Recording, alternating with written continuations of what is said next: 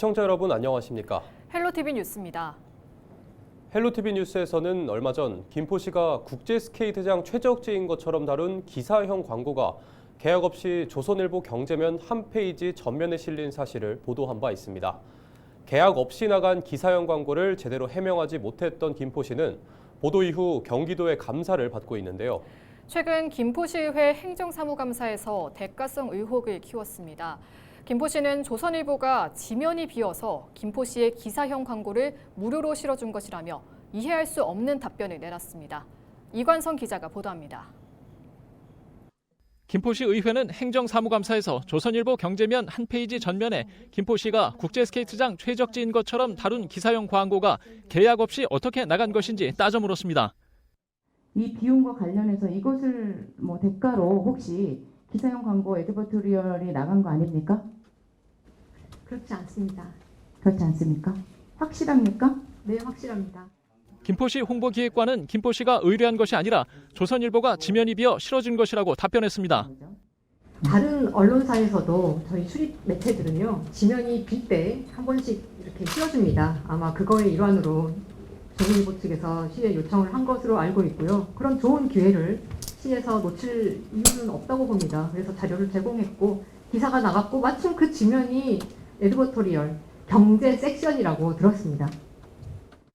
하지만 지난해 같은 내용을 온라인판 기사로 보고 작성 기자에게 항의한 국제스케이트장 경쟁 지자체 관계자는 다른 답변을 들었습니다.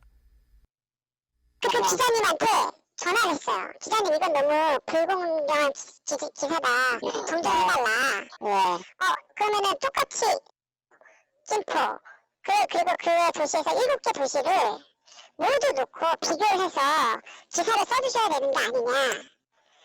근데 왜 유일하게 빼놓고 이렇게 기사를 써주시면 저희가 곤란하지 않아요. 저희가 이거 언론 제보 공정 언론위원회라든가 이런 데 말씀드리겠다고 했더니 이거는 광고 내내라고 하시더라고요.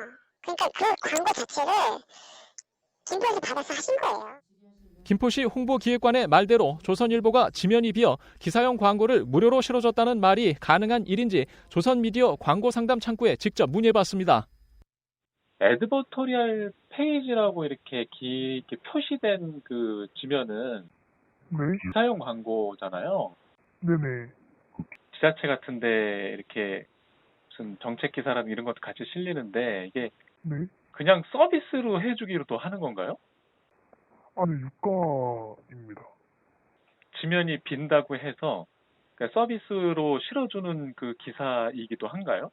그런 경우에 에드버토리얼이라는 페이지에 실어주기도 하나요? 아니요, 그런 경우는 없는 걸로 알고 있습니다. 신문사들은 신문법과 표시광고법, 정부광고법 등이 광고와 기사를 분리하도록 하고 있어 기사용 광고의 경우 에드버토리얼 섹션에 게재하고 있습니다.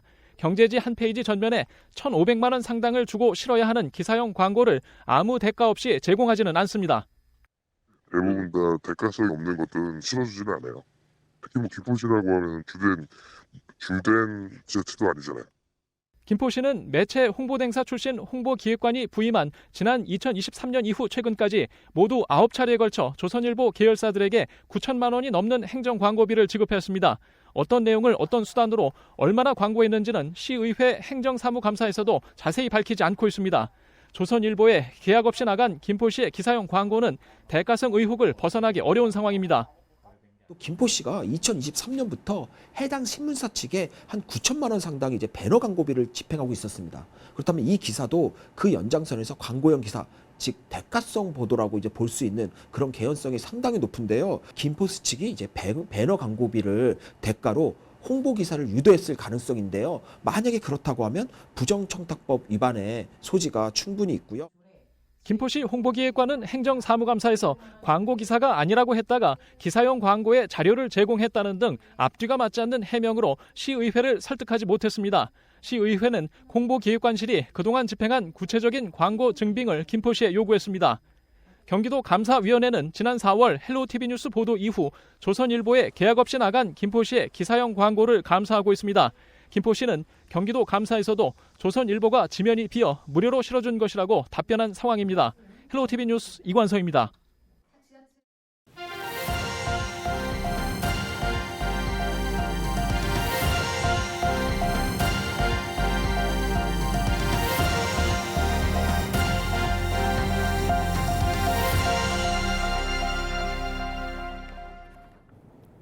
최근 도심 속 자연 생태의 중요성이 커지면서 자연 하천에 대한 복원 시도가 늘고 있습니다. 인천에서는 부평 굴포천 복원공사가 한창인데요. 하지만 하천 상류와 주변 지류는 여전히 콘크리트로 덮여 있어 대책이 필요하다는 목소리가 커지고 있습니다. 송효찬 기자의 보도입니다. 굴포천은 부평 만월산에서 발원해 계양과 부천, 서울 강서구를 거쳐 경기도 김포시 고천읍 신곡리에서 한강과 합류하는 한강의 지류인 하천입니다. 하지만 도시화가 진행되면서 굴포천은 콘크리트로 덮여 주차장으로 사용됐습니다. 그러던 중 지난 2021년 인천시와 부평구가 굴포천 생태하천 복원 사업을 시작하면서 그동안 덮여있던 콘크리트가 하나둘 사라지기 시작했습니다. 주민들에게는 아주 유익한 그런 생활 공간, 환경을 제공하고 또 휴식처를 제공하는 공간으로 탈바꿈하게 될 것이고, 또 이를 통해서 지역 경제 또 지역 관광 활성화를 통해서 주민들의 삶의 질과 지역 발전을 도모하게 될 것입니다. 복원 구간은 부평구청 사거리에서 부평일동 행정복지센터 구간 1.5km입니다. 총 사업비는 665억 5천만 원으로 지난 5월 기준 79.8%의 공정률을 보이고 있습니다. 올 하반기 준공 예정입니다. 공사가 마무리되면 주차장으로 활용되던 공간은 시민들의 친수 공간으로 재탄생할 걸로 기대되고 있습니다. 하지만 개선의 목소리도 나오고 있습니다. 현재 진행 중인 복원 공사는 굴포천 하류에 집중돼 하천 상류와 지류는 여전히 콘크리트로 덮여 있기 때문입니다. 윗물이 맑아야 아랫물이 맑다라는 우리 속담이 있는 것처럼 위에 2km에 대한 복원 계획 또한 같이 가야 돼요. 근데 이 계획은 빗물과 우수와 그다음에 오수를 구분하는 그 하수관거에 대한 분리에 대한 고민이 같이 가야 되거든요. 결국에는 부평의 전체 도시계획과 맞물려 가야 된다. 그래야 위에서부터 맑은 물이 흘 수 있는 구조가 만들어진다라는 거를. 생태하천 복원이 시급한 굴포천의 지류 중 하나로 세월천이 꼽힙니다. 전체 복개 구간 약 1km 가운데 절반이 한국 GM 부평공장 아래로 흐르고 있습니다. 수량이 적어 평소에는 흐르지 않지만 물이 고여 있다 보니 악취를 풍기고 비가 많이 오는 날이면 세월천에 쌓인 퇴적물이 빗물에 쓸려 굴포천으로 흘러갑니다. 굴포천 관리를 위해서도 지류 복원이 필수라는 것. 하천은 바람골이 형성되면서 도시의 열섬 현상을 완화해주고 지역 주민들에게는 자연 휴식 공간을 제공합니다. 하천 복원이 필요한 이유이기도 합니다. 복개천을 다시 생태하천으로 탈바꿈하는 굴포천 생태하천 복원 사업. 단순히 생태하천 복원의 관점이 아닌 도시 발전을 위한 하나의 전략으로 봐야 한다는 목소리도 함께 나오고 있습니다. 헬로티비 뉴스 송유차입니다. 부천시가 이재명 정부의 지역화폐 관련 국비 예산을 대폭 확대해달라고 요청했습니다. 부천시는 12일 기자회견을 통해 기초지자체의 노력만으로 지역화폐 활성화가 어렵다며 정부의 지원 확대가 필요하다고 호소했습니다. 다시 한번 간곡히 호소합니다. 정부는 이번 추경에 지역화폐 예산을 대폭 확대해 주시기 바랍니다. 그리고 국고 보조율 상향 조정 등 지방정부의 재정 부담 완화 방안을 적극적으로 검토해 주실 것을 요청드립니다. 부천시는 지난 정부가 지역화폐 예산을 대폭 줄였을 때도 10이 추가로 매년 2천억 원 이상의 부천페이를 발행했다며 지역경제 활성화에 온 힘을 쥐어짜고 있다고 덧붙였습니다. 또 무너진 민생 경제를 위해 정부의 과감한 지원이 필요하다고 강조했습니다.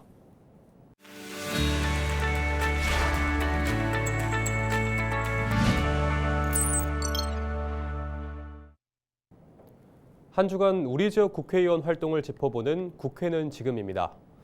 더불어민주당 김주영 의원은 12일 국회 환경노동위원회 여당 의원들과 한화오션 앞 고공농선 현장을 찾았습니다. 조선 하청지회 김형수 지회장은 서울 중구 한화빌딩 앞에 있는 30m 높이의 폐쇄회로 철탑 위에서 90일째 고공농성을 이어오고 있습니다. 노조는 과거 불황일 때 없앤 상여금 회복을 주장하고 있고 한화오션 사내 협력업체인 사측은 성과와 연동된 보상을 지급한다는 입장입니다. 국회 환노위 간사인 김주영 의원은 이날 김형수 지회장과 전화 통화를 하며 건강 상태를 확인하고 노조와 현장에서 간담회를 가졌습니다. 또 원청인 한화 측과도 만나 하청 노동자들에게 제기한 470억 원 손해배상 소송을 취하할 것과 임단협이 원만하게 해결될 수 있도록 적극 나서줄 것을 촉구했습니다. 한화 측은 재발 방지 약속을 전제로 상생 협력과 대승적 차원에서 손배소 취하를 적극 검토하고 있다고 말한 것으로 전해졌습니다. 지금까지 국회는 지금이었습니다. 인천시와 한국토지주택공사가 쇠퇴하고 있는 원도심에 활력을 불어넣기 위해 원도심 역세권 활성화를 위한 협력체계 구축에 나섰습니다.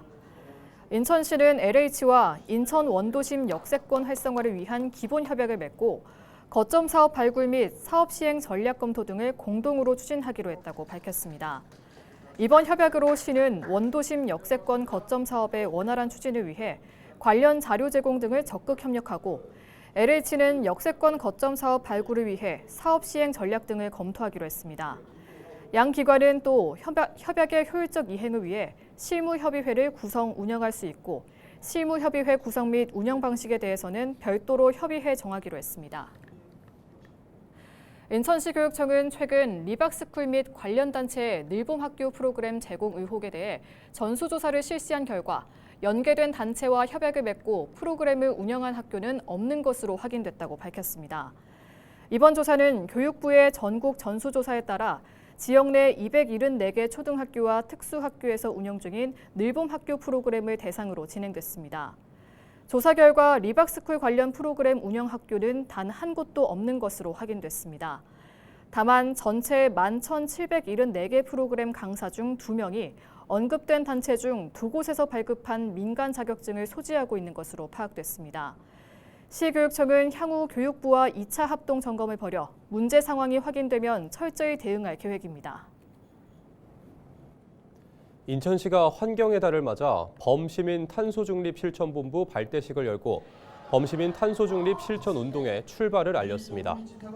범시민 탄소중립 실천본부는 인천시와 교육청, 시민단체 등 100여 개 기관이 참여한 민관협력 거버넌스입니다.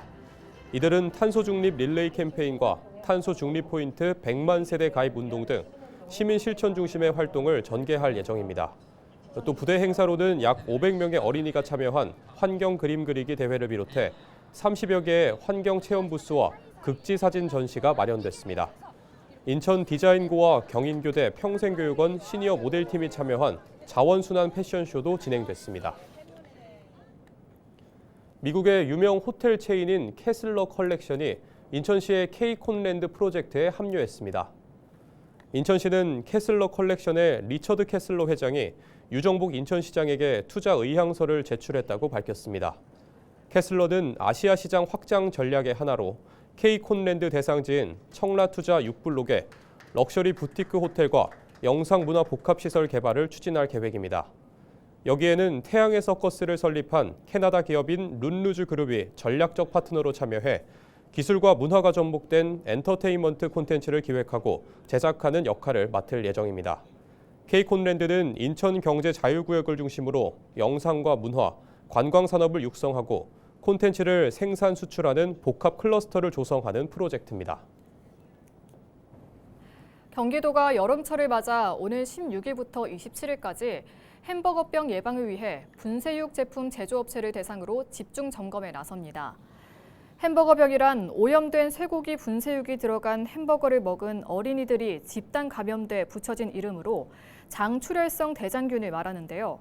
장출혈성 대장균은 가열하면 사라지기 때문에 제대로 익혀 먹는 것이 중요합니다. 도는 분쇄육 관련 제품을 생산하는 업체 360곳을 집중 점검할 예정인데요. 중점 점검 대상은 원산지 거짓 표시와 제품 표시 기준 위반, 소비기한 경과 축산물 보관, 축산물 자가 품질 검사 미시행 등입니다. 이상으로 뉴스를 마칩니다. 시청해주신 여러분 고맙습니다.